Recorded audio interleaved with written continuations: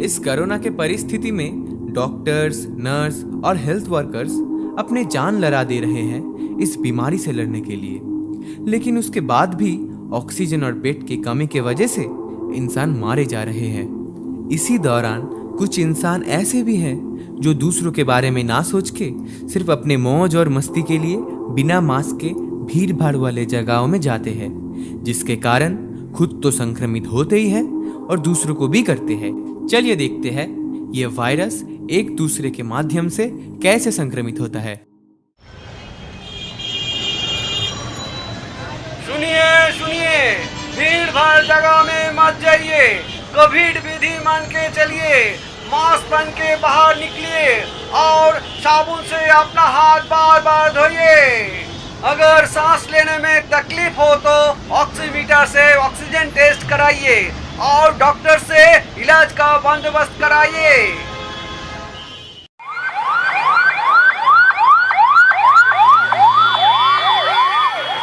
Doctor साहब, क्या मैं अंदर आ सकता हूँ? नहीं नहीं, आप अंदर मत आइए, बाहर से ही आपका तकलीफ बताइए। अच्छा, आपने मास्क क्यों नहीं पहना? गलती हो गई डॉक्टर साहब। देखिए, कोरोना वायरस बहुत संक्रमित है। छींक, खांसी या बात करने से पानी की बूंद निकलती है जो सामने वाले इंसान की नाक, मुंह या फिर आंखों से अंदर चला जाता है। रुकिए, नर्स। जी डॉक्टर साहब। पहले उन्हें एक मास्क दीजिए, फिर उनकी मदद कीजिए। ये लीजिए, इसको पहन के बात कीजिए।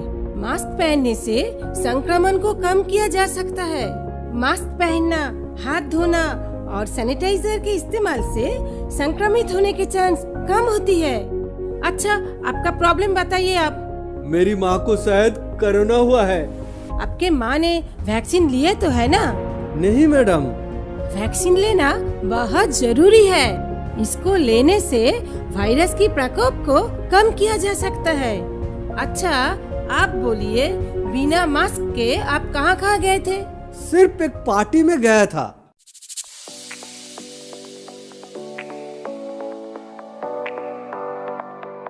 अरे गुरु, चल चल, किसी को मत बताना, चुपके से थोड़ी मस्ती करके आते हैं। लेकिन इस समय बाहर जाना ठीक नहीं होगा, अगर कुछ हो गया तो। अरे चल चल, कुछ नहीं होगा।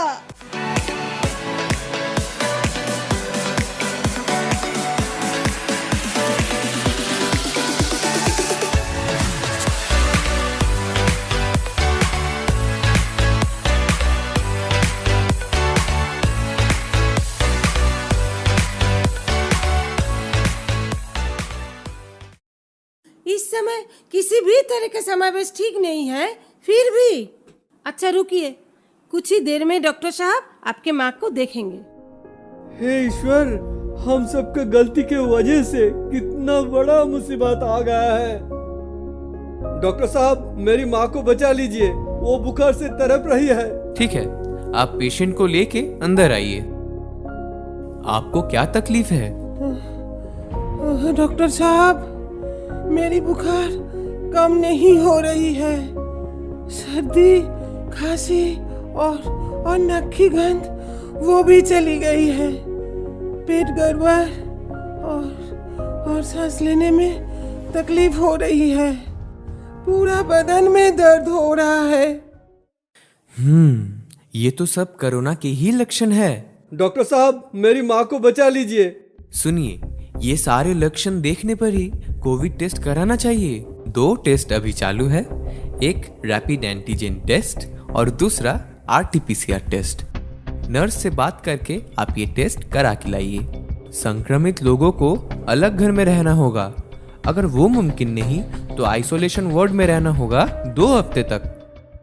डॉक्टर साहब, हमें बचा लीजिए। डरिए मत, डॉक्टर के दिए हुए दवाई ही ले और अफवाहों में बिल्कुल यकीन मत कीजिए। हम डॉक्टरों के बात सुनिए, कोविड विधि मान के चलिए और मन में साहस रखिए, तभी आप फिर से सुस्त हो पाएंगे। इंसान के इस लापरवाही के कारण आज सारा दुनिया मुसीबत में है। पृथ्वी की वायु पूरी तरह जहरीला हो चुका है, लेकिन हम सब फिर से अच्छी जिंदगी जी पाएंगे अगर हम लोग प्रकृति को फिर से स्वच्छ बना पाए।